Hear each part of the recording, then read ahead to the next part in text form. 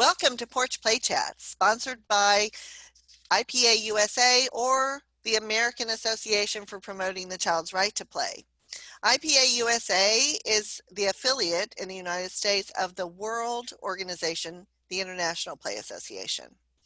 So as part of our efforts to promote play, we are happy to introduce our Porch Play Chats. And these are just conversations on a variety of topics with experts in the field who are just as passionate about play as we are. You can find the latest Porch Play Chats on our website, IPAUSA.org. We also have a YouTube channel, a Facebook page, an Instagram page. You can find us everywhere. And so today's Porch Play Chat, on the porch with us is Lisa Murphy, who's one of our board members. Hi, Lisa. Nice to be back. Yep, we're so glad to see you. And Lisa Latimer, so it's the Lisa Show today. Lisa Show. Deb, you're like a Lisa sandwich. I am. I'm sandwiched between you. It's wonderful. It's the best kind of thing. So Lisa Latimer has many roles. She's the director of I Lead Aqua Dulce, which is a charter school that really focuses on play-based learning. And Lisa will tell us more about that, but it's located in Southern California. And the other important piece about Lisa is that she is the chair of the State Play Advocacy Committee, or the State Play Day Committee. And so if you're interested in working with Lisa on organizing play days in your community or how to incorporate more play, please contact Lisa, and you can get to her through the IPAUSA.org website. So today, Lisa's really going to talk to us about how we get parents engaged in understanding the value of play, because that's what her school does. And so Lisa, tell us a little bit about your school, and then sort of tell us a little bit about what the sort of it looks like and how you engage parents in understanding what you offer. I will. So I thank you very much for having me on. My charter school is actually TK, 5-year-olds through 8th grade. And we believe in project-based learning. So we want our kids to think critically and be problem solvers and take risks. And we also focus on play-based learning, which kind of go hand in hand. And it's really important that we educate our parents into understanding the value of both, especially play-based learning. I think that right now, too many developmentally inappropriate expectations are being placed upon young children. And I think parents really want their children to play. I think they know the benefits, but they're afraid.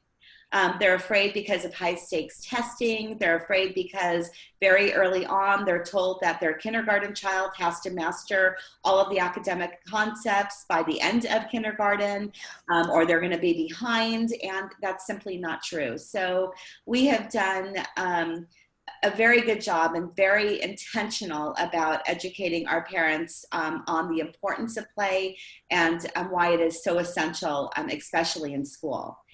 So we early on send out articles. We have informational meetings before a parent even enrolls in our school. We have a meeting about this is who we are, this is what we do, and especially this is why we do it. And then throughout the year, it's more like an early childhood education course where we're just constantly informing them on all of the benefits of play. So by the end of the year, they have a full understanding, and they can see the difference in their child. They can see that their child has learned, but it's more meaningful and engaging. We start early on, like I said, with having these informational meetings, and then we have our weekly updates where we talk about what their child did that week, what they're going to be doing the next week, and then showing pictures. We do a lot of documentation. Every single day we are documenting what the child is doing. So it might see a child with a little construction vest and a shovel in the sand, and it looks very cute and fun, but what learning comes from that? Well, we let them know they're building core strength. They're using vocabulary, which helps with reading. So it's simple things like that, is taking pictures, sending it home every single day, especially showing their child. And when you do that, the parents love looking at the pictures, so that already grabs their attention. We also have what's called table talks. So we send home, instead of saying, what did you do in school today, where the typical response is nothing. We played. We played. Yeah. We send home very specific questions that the parents should ask their child of what happened in class or what happened outside. Because I wanted to mention that we have outdoor classroom as well, where it's completely child-led. And we're putting out things with intentionality. So there's a lot of learning that takes place, but child-led. And so having these table talks with specific questions, having pictures with statements of exactly what they're doing and what learning target is happening there has helped very significantly. We also have what's called play institutes, and that's where we invite in teachers from other areas that might want to come in to learn how to meet the standards that we have to meet as schools, but in a very engaging way that's more meaningful and very with child-led play. And we invite our parents to attend those as well. So they're getting their hands dirty and they're immersing themselves in what the children are doing. And that's been really helpful and a lot of fun. So the parents get that one-on-one experience. And also we give them all of the education of what they're doing, why they're doing it, and this is what happens when your child does it. We want to make sure that our children are these change makers of the world. Yes. And we cannot do that by sitting in a classroom at a desk all day long, which is completely inappropriate, especially for a 5 and a 6-year-old. And we want our parents to know that real learning does take place, but the child has to be involved in it. They have to be able to move and get dirty and get muddy and play in the rain and climb trees. And we do all of that. And we've had we have to assess our kids, obviously. And we've seen significant growth academically because of what we do. So I remember when I was teaching, I'm sorry, Lisa, you want to go? Well, we'll see whose question she can answer first. I'm wanting if you could speak a little bit about, and it might not even be a thing, are there different strategies that you might employ for a parent of a 5-year-old who might be a 5th grader, an older child? Like, do you find that it's easier to get everybody on board if they start in TK? What does it look like when you get 6th grade transfer kids? That's a great question. I think it's culture shock at first. Yeah, I bet. And like I said before, anyone enrolls, no matter what the grade level, we do require a meeting so they understand. They take a tour of our school. We walk them through the classrooms. We take them into the outdoor classroom. So they do have somewhat of an understanding of what we're doing. However, for the child, especially older kids, it's culture shock. They don't know what to do. They're very used to sitting down and not playing outside. Our kids who have been with us have to teach them how to play, and that's sad. It's like a detox time almost. It is a whole detox because a lot of children do not know how to play. And that's really unfortunate. And our kids play and they play hard, and it is non-negotiable that when they're outdoors, there is no technology at all, and that they are engaged in something. And so we are very intentional about putting different things out. We had an old shed that was on the campus, and we had some of our students come up and ask us if they can transform it into something, because they thought the outdoor classroom for the young kids was not fair because they don't have their own, intentional outdoor classroom. So I thought, that's fair. So we brought in a professional muralist, and the kids worked alongside him, and they painted this beautiful mural on the shed, and then we just filled it with loose parts. And so unfortunately, about not so long after that, COVID hit. And I do want to say, with COVID and parents staying at home, that was another thing, to be able to give parents the grace and permission to allow their children to play. Yeah.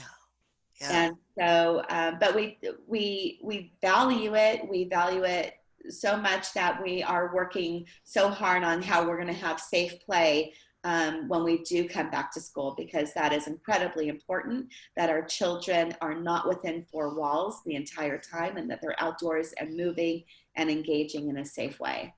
I want to say more of a comment, and then Deb, I want you to jump in. I'm getting the sense that you let the parents know in a way that is very appropriate and professional and still loving, that you're not going to be changing the program in order to maybe meet what they see in their head as to what elementary school should look like. And I just want to give a shout out of appreciation to being willing and able to say, you know what, I appreciate this might look different, but we're not going to change what we know it needs to look like just to meet that, to make you not as uncomfortable. And I think that's fantastic. Absolutely. And it's very difficult in education when parents have this view of what learning should look like, and then they come to you and they want you to change it, because that does happen. And I've been incredibly fortunate with my school, because I think we started from day one. This is who we are, but that the parents see the joy that the kids have coming to school. And really, school should be a joyful experience. It's, for some reason, people think that learning is synonymous with worksheets. Yeah. And our parents are beginning to see that it's not, that it's completely the antithesis of that. And so being able to visually see it, because we're showing them, look where your child was. We're showing you the assessments, any assessment that any typical school would take. We're playing, but look at the growth that your child is having. It doesn't mean that it's unstructured and it's a free-for-all. We're doing it with intentionality, like I said, but we're also letting children lead their own way and becoming partners in their education, and being able to take those safe risks and learning from failure and growing from it. Well, and I think the link that you have made that is difficult for many to sort of even consider is that there is an amazing amount of learning that takes place, and it's measurable, right? So, when I was a director and a preschool teacher and a kindergarten teacher, parents would come in and I had a play-based everything, right? And they would say, well, what are they learning? And I would say, here's what they're learning, blah, blah, blah, blah, blah, blah, blah, blah. And they'd say, well, all they're doing is playing. And I said, yes, but they're learning, because it's not learning, it's play, which is learning. And so I think what you've been able to do, especially with 6th, 7th, and 8th graders, my goodness, that's amazing, is you've been able to show that relationship between critical thinking and problem solving and project-based learning, and how it aligns with the expectations that other maybe more structured programs in schools have. More controlling, not more structured. More controlling. Yeah, more controlling. All right, I like that better. Yes. So I think that's the value of, right? Kids, yes, always, yes. The adults might not see the structure, but I think that goes back to, and this is a total huge pet peeve of mine, is that often we'll say the word structured, but what we really mean is controlling. I think you're right. That's exactly right. I think to pause for a second and differentiate between. I think that also teachers are afraid. They're afraid to lose that control. And if they were able to just step back and let it be a little bit of chaos, you still put forth expectations. Play doesn't mean that it is Lord of the Flies. But if you've set forth expectations and then you step back and you listen to the conversations that the kids are having and you're watching what they're doing, you would be amazed. And it's beautiful, and it becomes easier on you because you don't have all of that stress of I've got to make sure that they're quiet and I have to make sure that they're doing this. And we put provocations out. So we have a little bit of a Reggio Emilia fusion in our school too. So we'll put out things just simply to provoke conversation or to provoke an activity. And sometimes we think, what it might look like, and then it becomes completely different and so much better because the child is the one that's doing it. And when it's just every day, I learn something new, and my teachers learn something new by just observing and letting the kids take the reins. And then you find that that not much long after just a couple weeks,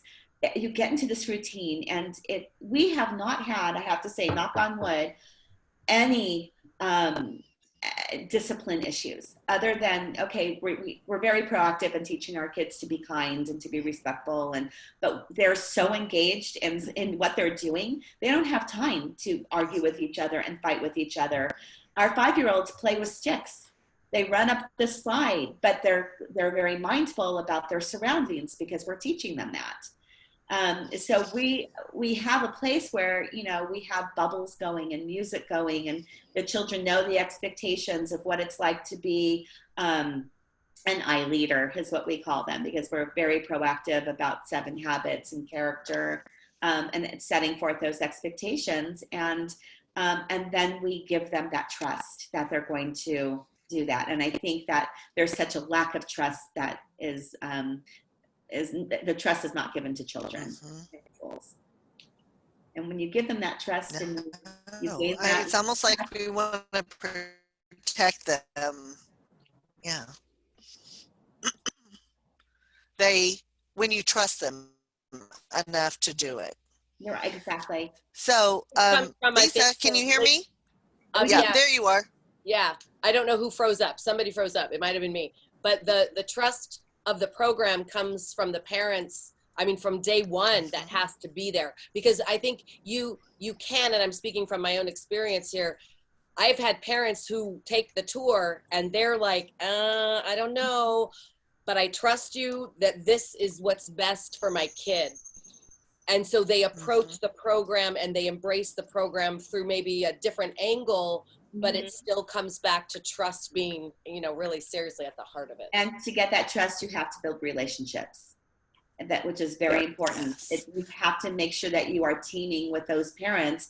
And when you have that trust and you have that relationship, then they're like, okay, I do see this is working, and you're not going to get battled. And we try to be proactive and think, okay, what are the questions that they're going to want to know, and what are the things that they're going to be afraid of coming in? So we try to address all of that and front load them before they have those questions. Good plan. And we also have... that's just setting the expectations, right? Here's what it's like here, and this is what we believe in. And I think the biggest win for parents is seeing the joy that their children have in learning.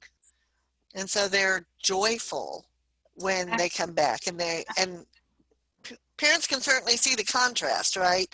If they haven't been with you forever and they come for a new experience, they're going to see a very different student response. I have to tell you, is that what you're seeing? The one thing that we do with our children is we allow them to play in the rain all the way through 8th grade, which is unheard of, because in schools they always keep them inside and they don't want them to get wet. And we tell our parents, children do not melt in the rain. Right. It helps to build their immunity, and it also helps them to expend all of that energy. And that's when you find that there's a lot of discipline problems. It's when the kids can't control that impulsivity, and they have so much energy and they need to release it.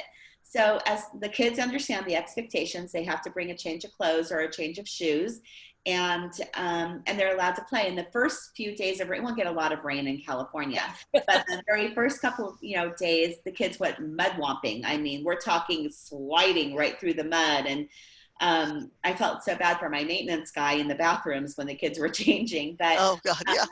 But they understood the expectations, and it got to the point where the parents were saying, my child has never been so engaged in the weather report ever. So these kids are looking at the weather to see if they should pack and what they, and what they should bring. And after the first couple of days of mud womping, it becomes old, and then they just jump in puddles, and which also has a lot of great aspects to that as well, especially in science. But I don't know. It's joyful. The parents know, they're going to bring plastic in their cars to cover up.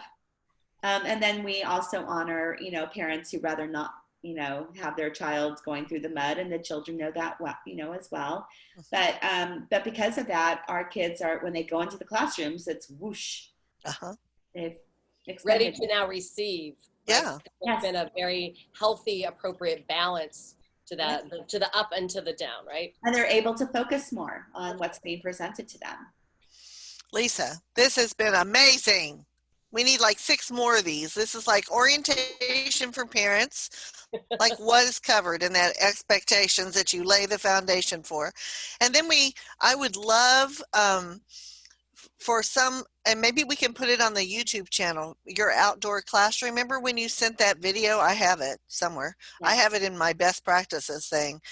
A video of the outdoor space without children, so we don't have to worry about permission of children. But I think that would be really beneficial for people to see what an outdoor classroom can be, because it is truly an amazing space. They can also go on our Facebook, which is I Lead Through Play, and it it's open to the public, and it just shows video after video of what we're doing. It shows our outdoor classroom. It shows the kids engaged in different activities, and then it also gives what they're doing and what the targets are, why we're doing, what learning comes from that play. That's great. So other people could look at that and say, oh, well, we could do this, and this is how we would help parents understand the value of play-based learning. So thank you so much, Lisa. That was amazing. Thank you again. Yes. So if you want to learn about more Porch Play Chats, please visit IPA-USA.org. And whatever you do, stay healthy and keep playing. Keep playing. Keep playing. That's the most important piece.